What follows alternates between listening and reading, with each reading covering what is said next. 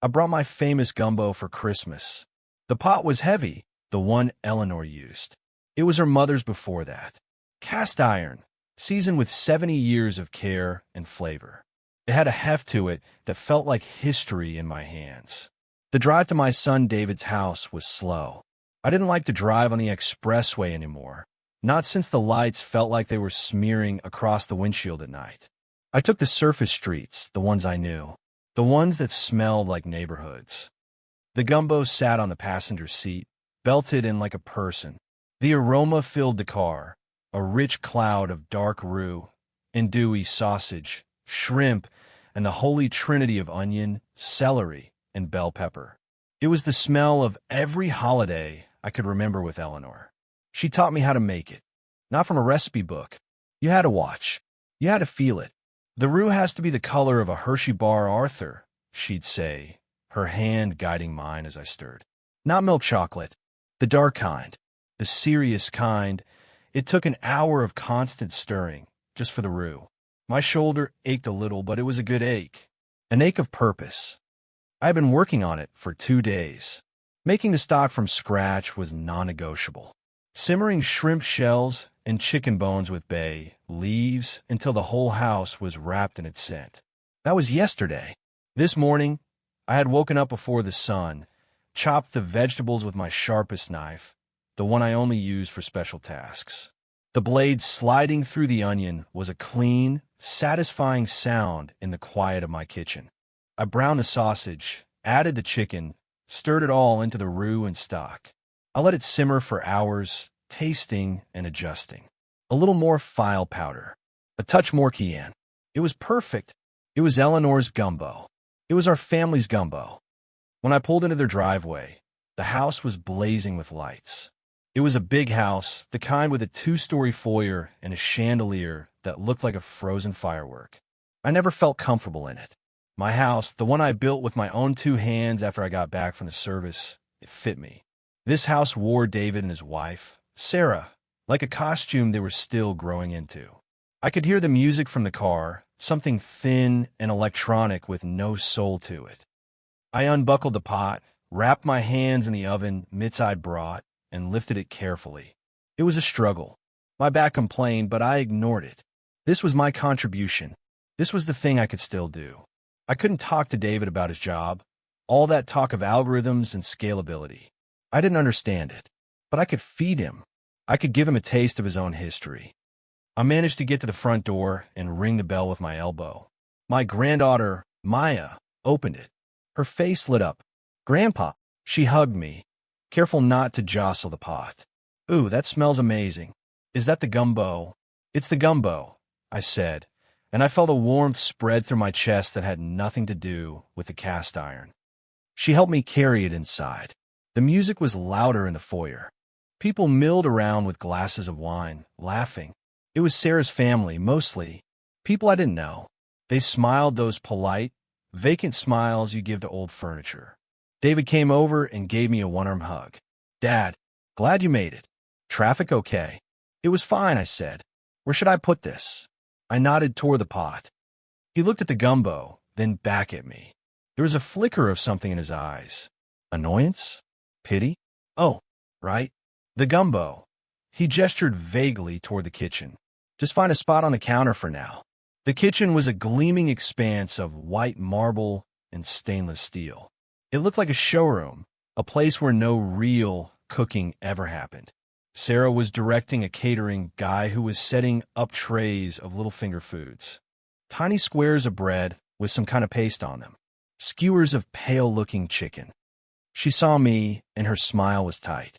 "Arthur, Merry Christmas." "Oh, you brought the gumbo." The way she said the word, it was like she was handling something messy. "Merry Christmas, Sarah," I said. I set the heavy pot down on the cold marble. It landed with a solid, definitive thud. "Eleanor's recipe." "That's so thoughtful," she said, her eyes darting around the kitchen. She lowered her voice. "Look, Arthur, we really appreciate the thought, we do. But we decided to do something simpler this year. We're having takeout. A whole spread of Asian fusion.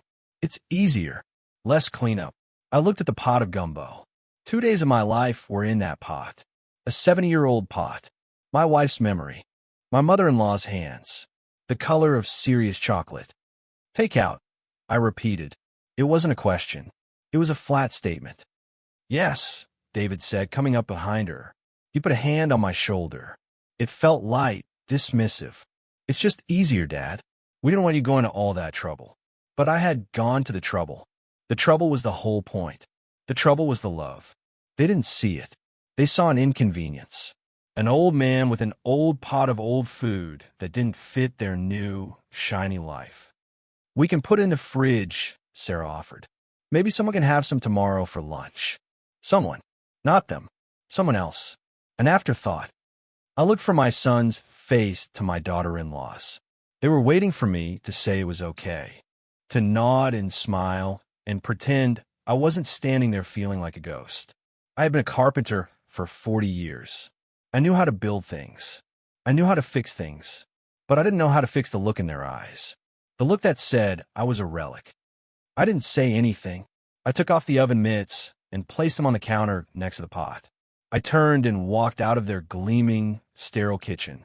Maya caught my arm in the hallway. Grandpa, wait. What's wrong? Her eyes were wide with genuine concern. She saw me. It was a small comfort, but it was there. Nothing's wrong, baby girl. I'm just tired. I think I'm going to head home. But you just got here, she said, her voice small. I know. You have a Merry Christmas, you hear? I squeezed her hand. I walked past David and Sarah, who were whispering by the archway. They looked up, startled. Dad, where are you going? David asked. Home, I said. I didn't stop. I didn't look back. The drive home was silent. The car felt empty. The ghost smell of the gumbo lingered, a sad, rich perfume. When I got back to my house, the silence was a physical thing. It pressed in on me. The kitchen still smelled of stock and sautéed vegetables. I walked over to the counter and stood there for a long time. The house was cold.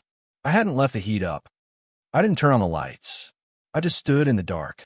I could hear the hum of the old refrigerator, a sound that had been the backdrop to my life for 30 years. I could hear the ticking of the grandfather clock in the hall, the one I'd inherited from my own father. Each tick was a second of my life dropping away. I thought about all the Christmases past. Eleanor in the kitchen, a dusting of flour on her cheek. The sound of Motown Christmas records on the console stereo. The smell of the gumbo mixing with the scent of the pine tree. David as a little boy, his eyes wide as he opened a gift. Maya as a baby, sleeping in my arms. Where did it all go? It wasn't anger I felt. I had expected anger. I had felt anger before, hot and fast like a flash fire. This was different. This was cold and heavy.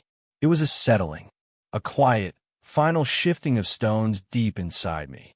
It was the feeling you get when you've been leaning against a wall for your whole life, and you suddenly realize the wall isn't there anymore. You're not falling. You're just standing on your own. The takeout was easier. That's what they said. My love was too much trouble. My history was an inconvenience. My presence was a duty they had to perform. I wasn't a father anymore. I was an obligation. I finally turned on the kitchen light. The sudden brightness made me blink. I looked around the room. My room. The cabinets I built. The floor I laid. The faint scent of Eleanor's hand lotion that never quite went away near the sink. I had spent my life building things for them. A home. A future. A savings account that grew steadily year after year. A legacy. I had always imagined them taking over this house one day. David walking these floors. Maya maybe raising her own kids here. I imagined them sorting through my things, my tools, my records, and remembering me. Now, I imagine them hiring a service to clear it all out, putting it all in a dumpster because it was easier, less cleanup. The thought didn't hurt anymore. It was just a fact, like knowing the sun will rise in the east. I walked into my small office, the room where I kept my papers, my military service records, the deed to the house, bank statements, Eleanor's death certificate, my will. I pulled the will out of the filing cabinet. It was simple, everything to David, with the understanding that he would care for Maya. I sat down on my worn leather chair. The leather sighed as I sank into it. I read the document. My hands were steady, not a tremor. I had drafted it with a lawyer 15 years ago, right after Eleanor passed. It seemed so logical then, so right. It was a lie. It was based on a future that was never going to happen. A future where I was respected. A future where my love was not considered a burden. I looked at the phone on my desk. It was an old rotary phone. I liked the weight of the receiver in my hand. I hardly ever used it. David had bought me a cell phone, one of those smart ones, a few years ago. "So we can reach you, Dad." It sat on its charger, a black, silent rectangle. I used it to check the weather. A decision formed in my mind. It wasn't a hot, impulsive thing. It was cool and clear. It felt like snapping a chalk line on a long piece of wood. Straight, true, undeniable. I picked up a pen and a clean sheet of paper from my desk. The pen was heavy, a good one. At the top of the page, I wrote a single word. Eleanor. Underneath it, I started making a list. It wasn't a list of grievances. It was a list of actions. A blueprint. I was a builder, after all. It was time to build something new. For me. For her. The first item on the list was simple. Call Mr. Fields. Mr. Fields had been my lawyer for 30 years. He was older than me, even. A sharp man with eyes that saw everything. He handled the probate for Eleanor's estate. He understood the weight of things. The next morning, I woke up before the sun, just like I had the day before. But this time, I wasn't making gumbo. I made coffee, strong and black, the way I like it. I sat at my kitchen table and drank it, watching the sky lighten from gray to a pale, wintry blue. The pot of gumbo was still on the counter. Cold. I took a large container out of the pantry and ladled the gumbo into it. I put the container in the freezer. I didn't know what for yet, but I couldn't bring myself to throw it away. That would be a sin. Then I washed the pot. I scrubbed it clean, dried it thoroughly, and rubbed it down with a thin coat of oil, just like Eleanor taught me. I put it back in its place in the bottom cabinet. The house was quiet. The phone hadn't rung. They were busy with their easy Christmas. At 9 o'clock sharp, I called Mr. Fields' office. His secretary, a woman named Gloria, who had been with him forever, answered. Fields and Associates. Gloria, it's Arthur Perkins. I need to speak with Mr. Fields. Arthur, Merry Christmas week to you. He's in, but he's booked solid. Is it urgent? Yes, I said. The word came out firm. It is. There was a pause. Gloria knew me. I wasn't a man who cried wolf. Hold on, Arthur. A moment later, Mr. Fields' voice came on the line, gravelly and warm. Arthur, what's the trouble? No trouble, James, I said. Clarity. I need to see you. I need to change my will. And some other things. All right, he said, no questions asked. Can you be here at 4 o'clock? I'll move some things around. I'll be there. After I hung up, I felt a sense of calm. The first step was taken. The chalk line was snapped. Now I just had to make the cut. I spent the rest of the day in my workshop. The smell of sawdust and oil was a comfort. I didn't work on any specific project. I just organized.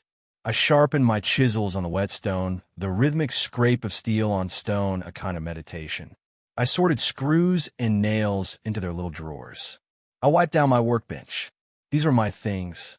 They responded to my touch. They did what they were supposed to do. Unlike people. David had always talked about wanting my tools when I was gone. Got to keep these in the family, Dad. But he'd never once picked up a hammer to learn how to use them. He just wanted the idea of them. The authenticity. Another costume to wear. I looked at the big red toolbox in the corner. I had been filling it for him, a tool here, a tool there, for years. A full set of wrenches. A good circular saw. A level. I walked over and opened it. I took out every single tool, one by one. I wiped each one down and put it back on my pegboard wall. In its proper place. My place. The toolbox sat empty in the corner, a hollow red box. At 3:30, I went inside and got ready. I put on a pair of gray wool trousers, a pressed white shirt, and a tie. I polished my good leather shoes, the ones I wore to church. I looked at myself in the mirror. I looked old. but my eyes were clear. I put on my heavy wool overcoat. Mr. Fields' office was downtown, in an old building with a marble lobby and a slow, creaky elevator. The office itself smelled of old books and leather and strong coffee. It was a serious place. Gloria greeted me with a warm smile and led me straight back. Mr. Fields sat behind a massive mahogany desk. He stood up when I came in, a sign of respect you didn't see much anymore. He was a tall, lean man, and he wore a three-piece suit like a second skin. "Arthur," he said, shaking my hand. His grip was firm. "Have a seat." "Coffee?" "No, thank you, James. I'm fine." I sat in the leather chair across from him. It was just like mine at home, only newer. I got right to it. I want to dissolve the current will. Completely. I want to start over. He leaned back, steepling his fingers. He didn't look surprised. He just listened. "All right. What do you have in mind?" "I want to remove my son, David Perkins, as my heir." He raised an eyebrow, just slightly. "All of it." "All of it," I confirmed. "The house, the savings, the investments, everything, and the power of attorney he holds. Revoked. Immediately. Medical directive. Revoked. I want you to be my executor and hold my power of attorney, if you're willing." He nodded slowly. "I'm willing. But Arthur, this is a big step. This is a family-altering step. Are you sure you've thought this through?" "I've been thinking it through for 20 years, I said. "I just made the decision on Christmas Day." I told him the story. The gumbo. The takeout. The look on their faces. I didn't tell it with anger. I told it like a witness giving testimony. Just the facts. When I was done, he was quiet for a long moment. He looked out the window at the city lights coming on. "My wife's mother," he said, his voice soft, "used to make a sweet potato pie that could make you weep. After she passed, my wife tried to make it for her father one Thanksgiving. He took one bite, and he cried. Not because it was as good as his wife's, but because our daughter had taken the time to try. Because she honored the memory." He turned back to me. "The issue is not the food, is it, Arthur?" "No, James. It's not about the food." "All right," he said, all business again. He pulled a yellow legal pad toward him. "So, if not David, then who is the beneficiary?" This was the part one had thought about all night. This was the part that mattered. "I want to set up a foundation, a charitable trust, in my wife's name, the Eleanor Perkins Foundation." He wrote it down.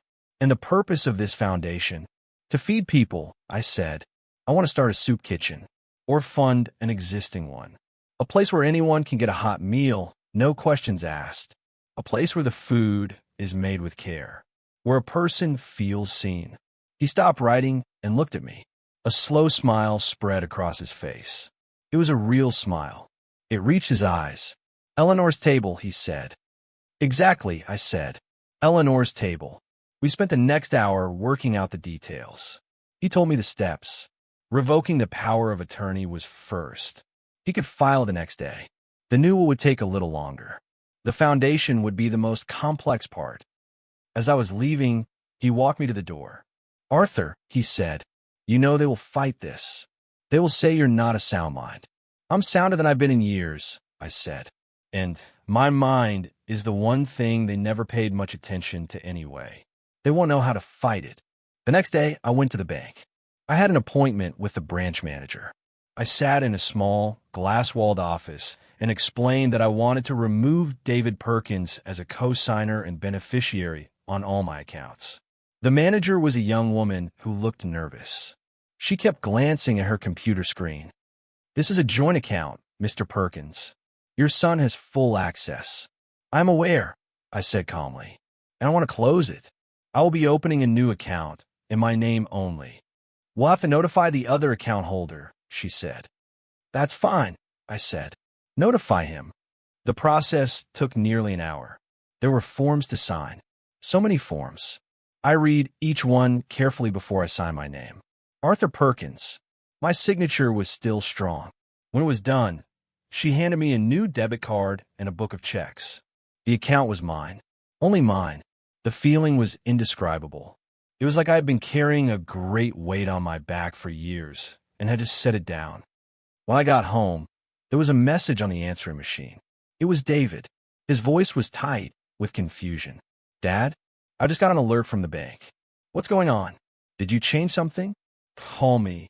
I stood there and listened to the message. I didn't feel anger. I didn't feel guilt. I felt a quiet satisfaction. I pressed the delete button. The machine whirred for a second, then went silent. That night, the smartphone rang. I was in my armchair, listening to John Coltrane. A Love Supreme. The phone buzzed on the end table, lighting up with David's name. I let it ring.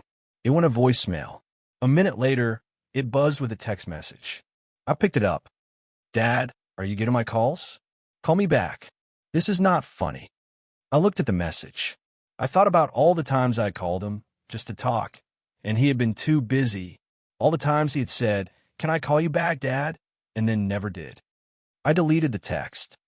Another one came through a few minutes later. From Sarah. Arthur, David is very worried. We are all worried. Please let us know you are okay. Worried. They were worried now.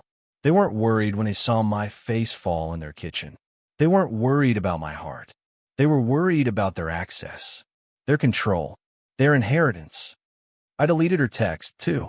Then I did something I didn't know how to do. I had to look it up on the internet, using the old desktop computer in my office. I looked up how to block a number. It took me a few tries, but I figured it out. I blocked David's number. I blocked Sarah's number. The silence that followed was the most peaceful sound I had ever heard. A few days passed. It was the quiet week between Christmas and New Year's. The world seemed to be holding its breath. I spent my time getting my house in order. Not their order. My order. I went through old photo albums. I took out the pictures of just me and Eleanor and put them in a new album.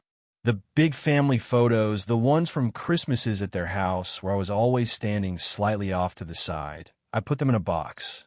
I stored the box in the attic. One afternoon, I was in the garage, looking at the empty toolbox when the phone rang. The landline. My heart gave a little jump. I had forgotten they knew that number, too. I walked inside and looked at the caller ID. It was a number I didn't recognize. I hesitated, then picked it up. Hello, Grandpa. It was Maya. My whole body relaxed. Hey, baby girl. Grandpa, are you okay? Mom and Dad are freaking out. They said you're not answering your phone and you took Dad off the bank account. Her voice was rushed, worried. I'm fine, Maya. I'm perfectly fine. Are you mad about Christmas? She asked, her voice dropping to a whisper. No, I'm not mad. And it was the truth. I wasn't. Mad as a storm. This is a change in the weather. The season is over. She was quiet for a moment. I could hear her breathing on the other end of the line. They were wrong, she said, so softly I almost missed it. What they did. With your gumbo. It was disrespectful. I told them so. Tears pricked my eyes. I had to clear my throat. Thank you for saying that, Maya. I was so excited you were bringing it, she continued. I told my friend all about it. I told her my grandpa makes the best gumbo in the world. There was a single, perfect vote of confidence. A lifeline. Well, the world is a big place, I said, my voice thick. Are you going to talk to them? I don't have anything to say to them right now, I told her honestly. But I'm glad you called. You can always call me on this number. Anytime. Okay, Grandpa, she said. I love you. I love you too, baby girl. More than you know. After we hung up, I sat down in my chair. The conversation with her had solidified everything. It wasn't me against them. It was me standing up for myself, and there was at least one person in the world who understood why. It was enough. The next step was the house. It was too big for me. It was full of ghosts and memories, and some of them were starting to feel heavy. It was also the biggest asset in my portfolio. Selling it was the key to funding Eleanor's table in a meaningful way. I called a realtor Mr. Fields recommended, a woman named Alicia. She came over the next day. She walked through the house, her eyes taking everything in. She was respectful. She noted the good bones of the place, the solid construction. You built this yourself, Mr. Perkins? She asked, running a hand along a doorframe. Most of it, I said. They don't build them like this anymore, she said. This place has character. It has a soul. We sat at the kitchen table, and she told me what she thought it was worth. The number surprised me. I had been living on my pension and Social Security for years, barely touching my savings. I had no idea the land had become so valuable. It was more than enough. It was a future, not for me, but for the foundation. When do you want to list it? She asked. As soon as possible, I said. Putting the house on the market was like starting a controlled burn. Things moved fast. There were showings. People walked through my life, opening my closets, looking in my cabinets. I would leave the house and go to the library or a coffee shop. It felt strange to be a visitor in my own life. One afternoon, I came home and there was a car in my driveway. A familiar car. David's car. My stomach tightened. They were here. I had known this moment would come. I parked on the street and walked to my own walkway. David and Sarah were standing on my porch. They looked like they had been waiting for a while. They both looked tired and angry. "Dad," David said, his voice sharp. "What the hell is going on? A for sale sign in your yard? You're selling the house." I didn't answer right away. I pulled out my new keys. I had changed the locks the week before and unlocked the front door. "Hello, David." "Sarah." I opened the door and walked inside. I didn't invite them in, but they followed me anyway. They stood in my entryway, looking around like they'd never seen the place before. "You blocked our numbers," Sarah said, her voice accusing. "You took David off the bank account. You're selling the family home without even talking to us. What are you doing, Arthur? Is this some kind of game? Are you trying to punish us?" I turned to face them. I stood in the living room, next to my chair. My space. I felt calm, grounded. "This is not a game," I said, my voice even. "These are my decisions." "Your decisions?" David's voice rose. "You can't just sell the house. This is our house. I grew up here." "You grew up here," I agreed. "And then you left. This is my house. The deed has my name on it. The mortgage was paid in full by me 20 years ago. What about your will? What about everything you said?" he demanded. "You're just throwing it all away." "I'm not throwing anything away," I said. "I'm redirecting it." Sarah stepped forward. She tried to soften her voice, to use that tone she used when she thought I was being difficult. "Arthur, we know you were upset about Christmas. David and I talked about it. We're sorry if your feelings were hurt. It was just a misunderstanding. A misunderstanding. That's what they called it. The chasm that had opened up between us was just a little misunderstanding about dinner plans." "There was no misunderstanding," I said. I looked directly at David, then at Sarah. "I brought my gumbo. I spent 2 days making it. It was my heart in that pot.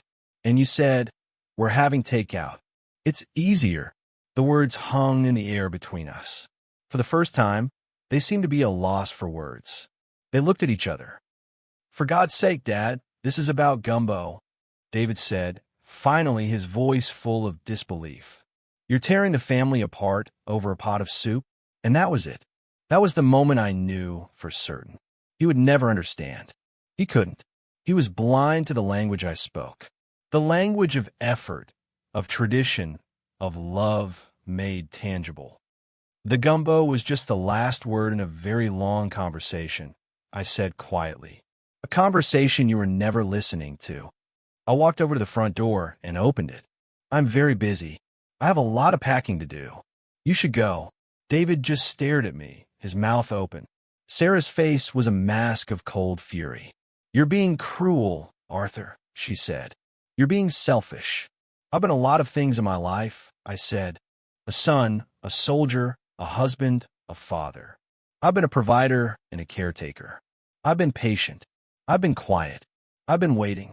I'm 76 years old, and for the first time in a very long time, I am finally being a man who is taking care of himself.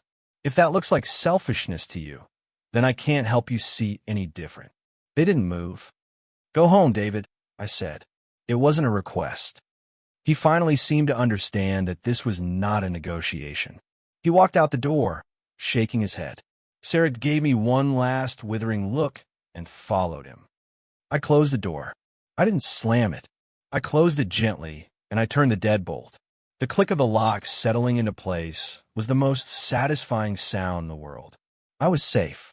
I was free. The house sold quickly. I found a small apartment in a quiet building across town. It was on the third floor, with a balcony that looked out over a park. It was less than half the size of my house, but it felt right. Clean, uncluttered. Packing was an act of archaeology. I sorted through 45 years of life. I kept the things that mattered. My tools, my records, my books, Eleanor's favorite armchair, the new photo album. The rest?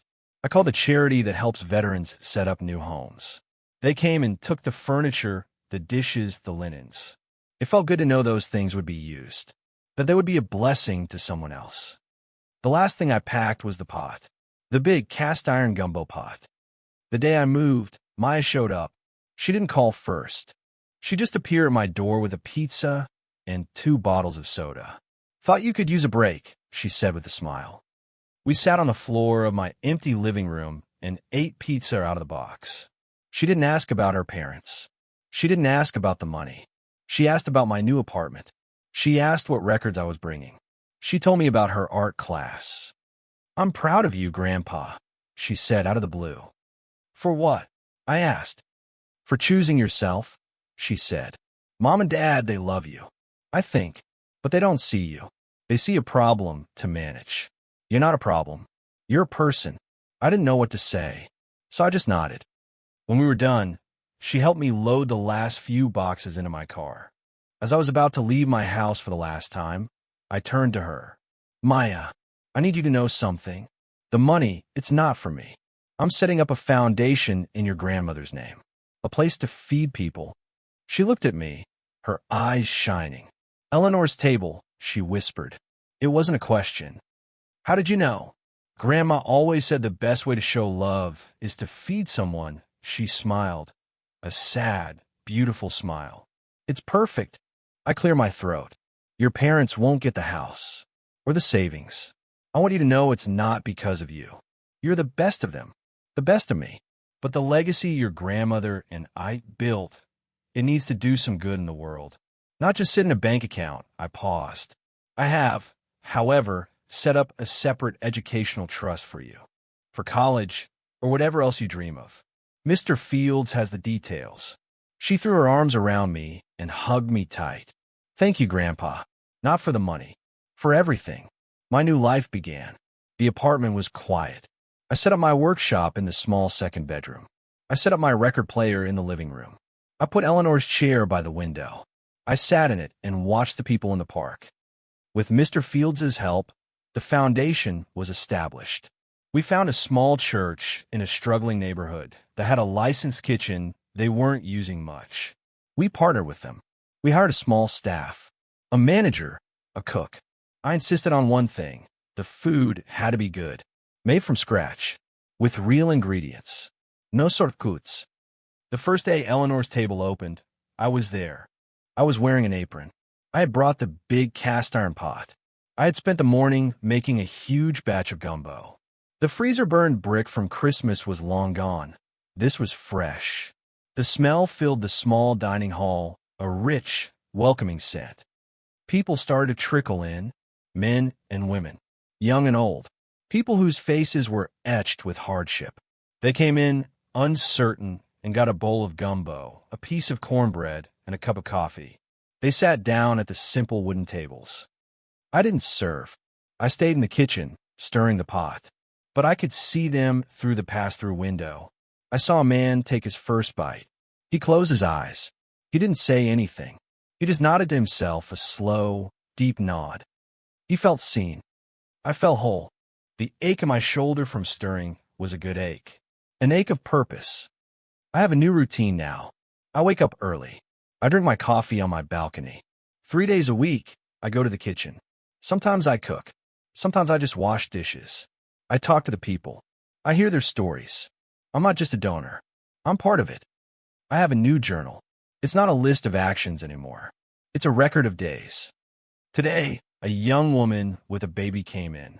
She said it was the first hot meal she'd had in a week. The baby slept in her arms while she ate. I gave her an extra portion to take with her. Her smile was like the sun coming out. My son, David, sent a letter. It came to Mr. Fields' office, and he forwarded it to me. It's sitting on my table. I haven't opened it yet. I will, but not today. Today, I'm making red beans and rice. The decision to read it is mine. The timing is mine. Everything is mine now. My life is not loud. It is not grand, but it is mine. I traded a large, empty house for a small, full life. I traded a legacy of money for a legacy of meals.